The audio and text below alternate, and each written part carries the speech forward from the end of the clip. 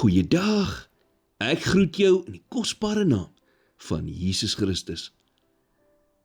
Dwars deur die Ou Testament sien ons hoe die Israeliete dikwels moedeloos geraak het en net wou opgee. Die rede? Keer op keer het hul vyande met hulself vergelyk in plaas van met God. Miskien kan jou vandag daarmee vereenselwig.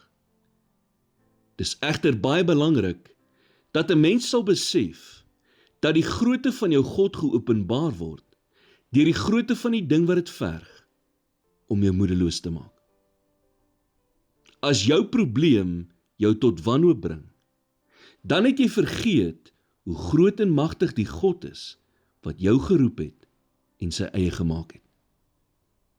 Moedeloosheid word dikwels gebore wanneer ons onsself met ander begin vergelyk, of met die grootte van die uitdagings voor ons. 'n Goeie manier om dit te beveg, is om te onthou waar jy vandaan kom. Kyk hoe ver jy al gekom het. Dink terug hoe goed God al vir jou was, en hoeveel kere hy jou al in die verlede deurgebring het. God is nog nie klaar met jou nie. Sy wil is dat jy in geloof sal groei en geestelik volwasse sal word.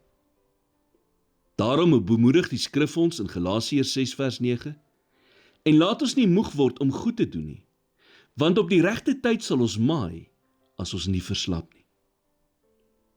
Baie mense soek 'n oes nog voor die tyd reg is.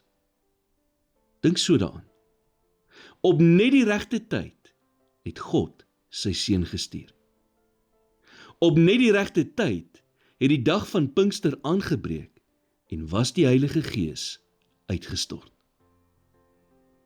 Jy kan nie iets dwing om buite seisoen te gebeur nie, maar jy kan getrou bly in die wag.